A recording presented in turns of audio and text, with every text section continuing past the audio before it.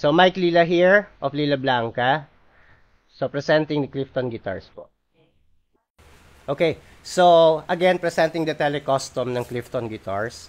At mapapansin natin, no, ano ba yung pinaka inspiration ng gitara? So, basically, galing po ito sa Deluxe series. At from the design, the knobs, no, yung pinaka treble switch natin. So, basically, deluxe na deluxe talaga yung dating.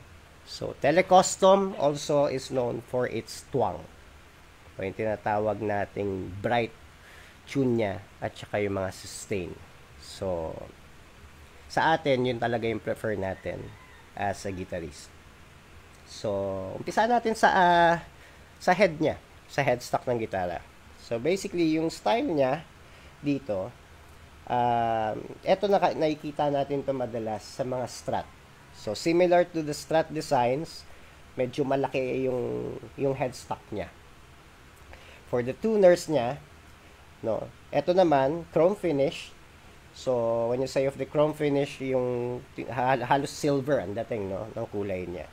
So, maganda talaga yung classic vibe na maintain niya with the silver combination ng tuners. Okay, so punta tayo sa neck ng gitara. This is maple. Front and back, no, na tinatawag. Yung scale length ng neck niya is 125. Yung fretboard radius is 15. Bolt-on ito na tinatawag. When you say of the bolt-on, pakita ko po sa inyo. Yan po yung 4 na screws from the neck to the body. Yan. So, yung iba kasi buo. No, walang putol yung kahoy. This one is hiwalay, kaya tinawag siya na bolt-on. Okay, so moving forward, punta tayo sa body ng gitara.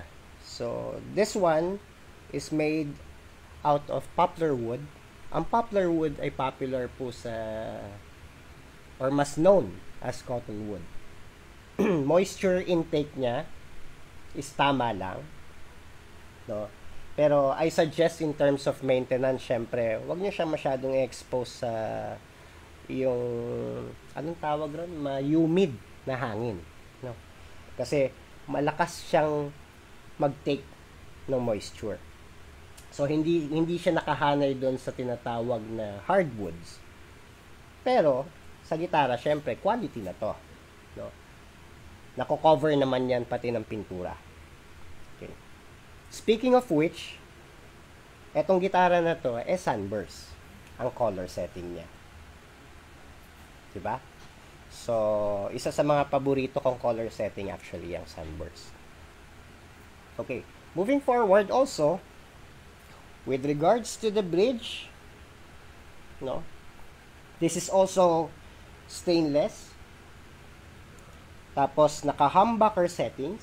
2 humbucker settings po yan. Pagdating sa pickups, may 3-way toggle switch. So, maririnig nyo yun. Okay, we have the lead setting, the middle setting, and the bass setting, of course.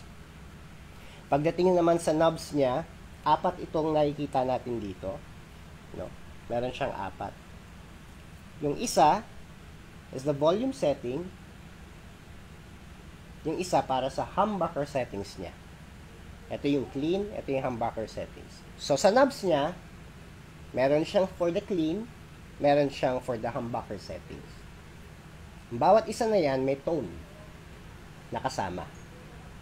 So, pagdating sa pagtitimpla ng tone, preference nyo yan, syempre. Kung ano yung gusto nyo at hinahabol yung tunog. Pagdating man sa clean or yung tinatawag nating medyo distorted na tunog. Pero both of that is affected doon, syempre, doon sa tone settings niya. Okay. Then, yung input, no, which is also stainless finish. At yung likod naman niya, napapansin natin yung eto, actually ito yung mga hinahanap ko na design pagdating sa paglalagay ng strings. Gustong gusto ko yung, ewan ko ba, yung mga parang ganitong bilog-bilog na tinatawag. No? Tapos sa color naman niya, finish siya ng black color. So, tugma at tugma pa rin naman, papunta rin sa sunburst pagdating sa harapan. So, presenting to you the Tele-Custom guitar ng Clifton sa clean settings niya. So, dito, naka-mid settings ako sa toggle ko. Volume-wise ng clean at ng humbucker. Low lang yung setting niya. So, yung tones naman niya, preference nyo na.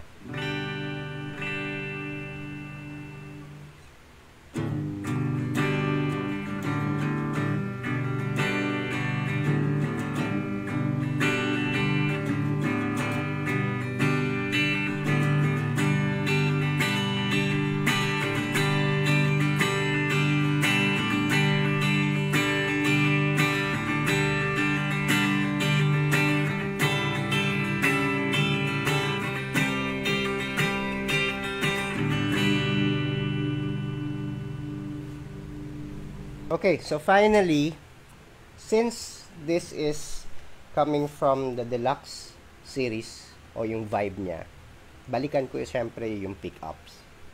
Napapansin nyo, humbucker talaga yung style niya. Pero, kanina, that was clean. Ito with the full setting ng gitara, ito naman yung tunog ng humbucker.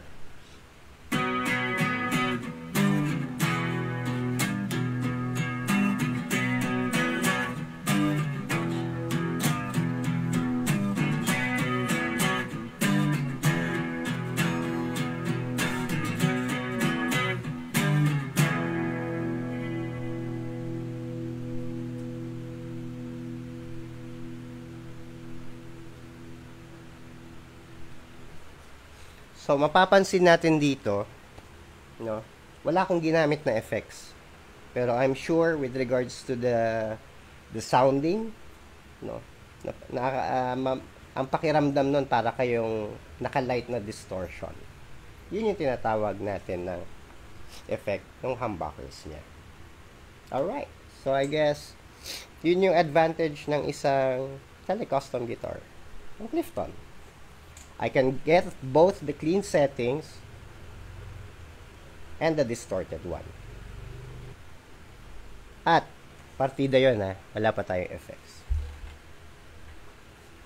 Ito yung may effects, yung gitara.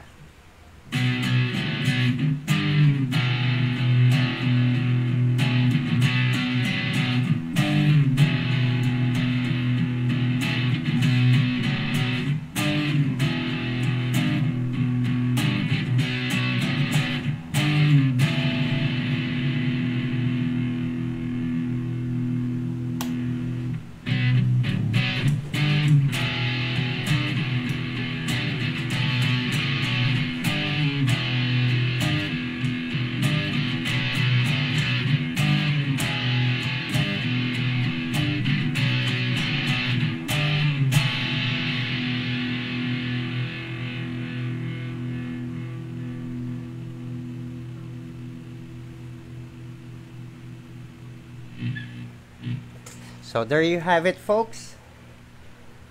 The Tele-Custom guitar ng Clifton Guitars. Ciao.